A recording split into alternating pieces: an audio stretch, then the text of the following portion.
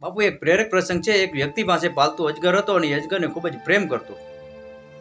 અજગરની ખૂબ જ જાળવણી કરતો, એને સારું સારું ખાવાનું આપતો, એને રોજ નવડાવતો અને પોતાની બાજુમાં પથારી કરીને સુવડાવતો.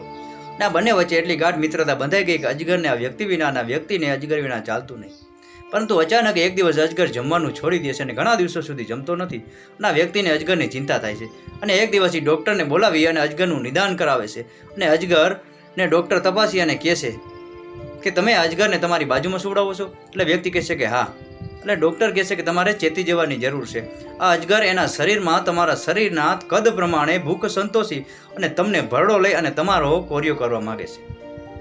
અને બાબુ આપણે પણ આ વ્યક્તિની જેમ ચેતવાની જરૂર છે. આપણા સમાજમાં ક્યાંક ને ક્યાંક આવા અજગરો હોય છે જે આપણી જ મલાઈ ખાઈ, આપણી વાહવાહી કરી અને આપણે જ ભરડો લઈને આપણો જ કોરિયો કરવા માગતા હોય છે. પ્રશ્ન જેને સમજાય અને વંદન. આપનો દિવસ શુભ રહે. મહાદેવ હર.